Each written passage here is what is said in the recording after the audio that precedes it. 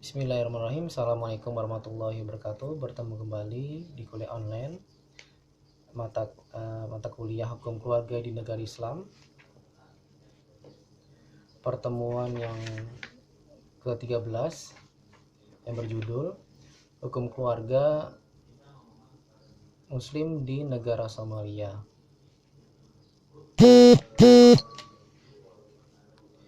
Kita sampai kepada bagian kedua, yaitu poligami. Perkawinan dengan lebih dari satu istri akan memperoleh izin jika memiliki alasan-alasan yang kuat serta spesifik dan memperoleh penetapan dari pengadilan agama. Pengadilan agama dapat mengabaikan permohonan perkawinan kedua yang diajukan oleh seorang pria.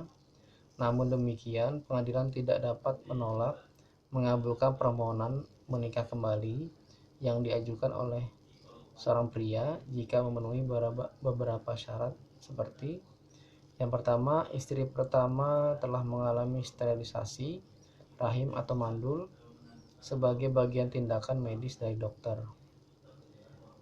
di mana suami tidak mengetahui hal tersebut sebelum perkawinan dilangsungkan. Yang kedua, istri pertama mengalami penyakit yang kronis atau memiliki penyakit bawaan yang disahkan oleh keterangan dokter. Yang ketiga, istri pertama dihukum penjara selama lebih dari 2 tahun. Yang keempat, ketidakhadiran istri dalam rumah tangga selama lebih dari 1 tahun tanpa ada alasan yang dapat dibenarkan oleh hukum. Yang kelima, hal-hal lain yang menyebabkan terbengkalainya tugas seorang istri terhadap suami dan rumah tangganya, atau hal terkait sosial, dengan pengecualian jika istri telah memperoleh izin resmi dari Menteri Kehakiman dan lembaga keagamaan. Istri dapat mengajukan gugatan cerai sekalipun pengadilan telah memberikan izin poligami terhadap suaminya. Poin ketiga, persetujuan wali, saksi, dan mahar.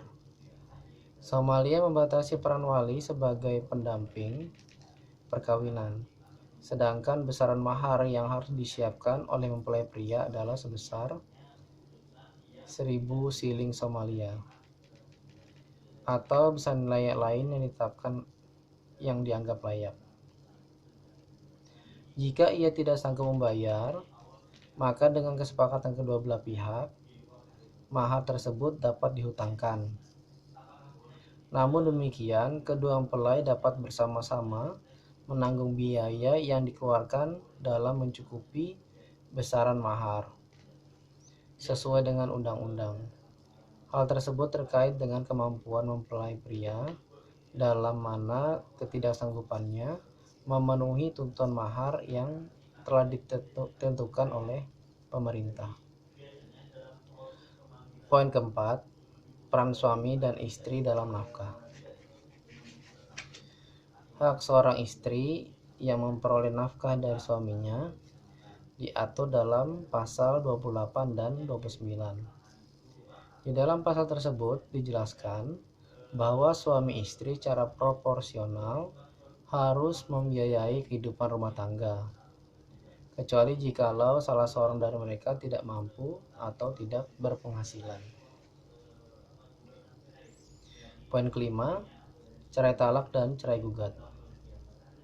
Dalam hukum keluarga Somalia, penjatuhan talak oleh suami wajib memiliki keabsahan dari pengadilan.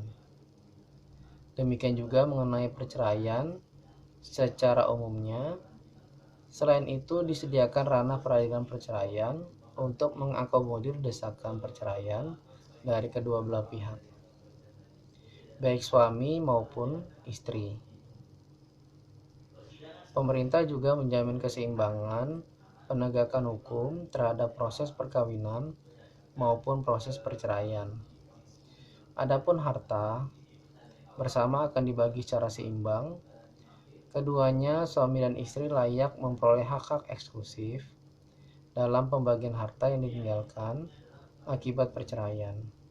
Hukum Somalia memberikan izin pasangan untuk bercerai baik atas inisiatif istri ataupun atas inisiatif suami. Dalam Undang-Undang Keluarga Somalia dijelaskan bahwasanya talak hanya dapat digunakan jikalau diucapkan dan dilakukan di depan pengadilan yang terlebih dahulu diadakan upaya rekonsiliasi antara pasangan suami dan istri tersebut. Sedangkan istri dapat mengajukan permohonan perceraian jika disertai alasan-alasan tertentu. Dengan catatan ia tidak memiliki anak dari perkawinan pertama. Kita cukupkan untuk pertemuan kali ini. Kita sampai ke bagian ketiga. Terima kasih telah menonton. Semoga bermanfaat. Assalamualaikum warahmatullahi wabarakatuh.